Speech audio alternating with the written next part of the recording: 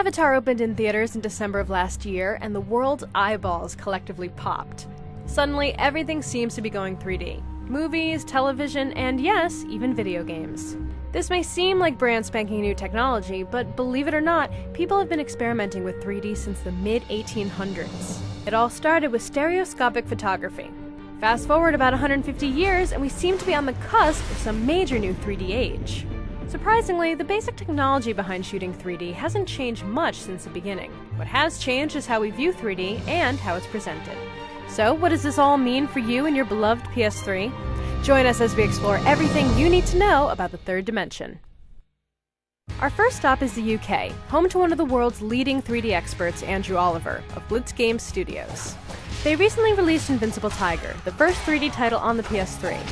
We wanted to learn more about what to expect from 3D as it transitions to the home. We naturally see the world in 3D, and that's what everybody knows. But what most people don't really think about is each eye sees a two-dimensional image of the world, and it's our brains putting two separate images together that gives us our sort of three-dimensional world that has depth to it. What we found when we wrote Invincible Tiger, we put in the two cameras. Now, obviously, it takes twice as much processing. We're actually now creating two views for every single view. It just means that we have to try harder now to create a more believable world, or our brains look at it and say, there's something wrong with that view. Back in the 50s, there was the idea that you could give two separate images by putting it through coloured filters. It did give you the perception of depth, but it also destroyed all the colours. Whereas we're now getting technology that allows you to look at one screen and see two distinct separate images which are perfectly aligned. Your brain says, that's 3D. Now, a classic side-scroller may not scream in-your-face 3D gaming, but it pops off the screen in vivid detail and really comes alive. We had to find out more, so we decided to pay a visit to David Coombs at Sony's 3D TV lab to get the scoop on how it's all coming together.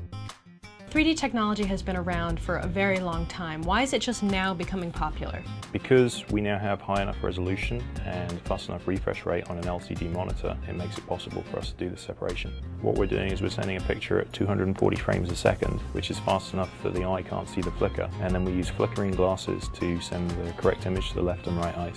It seems online there's a lot of confusion and misinformation going on about 3D technology and all the different standards involved. What can you tell us? How does the whole thing work and come together? Yeah, last summer the TV manufacturers got together and came up with a format, HDMI 1.4, that allows all of the TVs to work with all of the Blu-ray players and the PlayStation 3 and all the other peripherals, and that will make it a very clean and smooth experience for the consumer. It must be really hard to explain to people how good 3D looks if they're not sitting here in the room with the glasses on. Exactly, it's something you have to experience rather than just try to understand. Okay, 3D clearly rocks, but we decided to take it to the street to find out if 3D is finally here to stay, or if it's just a dream. Well, if there's one place dreams come true, it's Vegas, baby. You probably think of bright lights, pool parties, and hangovers, but we think CES. That's right, the Consumer Electronics Show is where the big boys strut their stuff for all the world to see. This year, 3D was big. Really, really big. We're here at the Sony booth at CES 2010 taking a look at their brand new 3D TV technology. It's going to bring that whole movie viewing experience right into your home living room. But is 3D really ready for prime time? You know, we at Sony, we wanted to bring the customer the full HD experience with 3D, and that's why we use this active shutter system. So we're going to give you the 120 hertz and full 1080p high-def 3D in each eye. That's what it's all about. Alright, you've heard it from Sony, but will 3D TV truly blow us away like 3D in the theaters? Oh, it was actually a great experience. I was really surprised how great it is compared to the theater. It's about the same quality. Amazing. Really, I have never experienced it, and it's super amazing. Seeing the quality of that one, I was actually really impressed. Normally it seems a little jarring when you see stuff in 3D, but it actually just seemed to flow really nicely. I was very skeptical, I'll be honest, and as I use it, I kind of see the power of it as an immersive technology. So the idea is, it's more real, right? And it seems to work.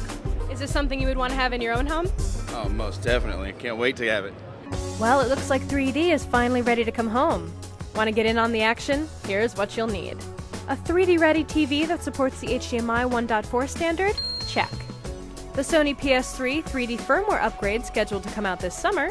Check. Active shutter glasses? They'll probably come with the TV, but you may want to buy an extra pair, just in case. And of course, the games. Here's a little sneak peek at what's coming. 3D is here and it's awesome. And the really good news?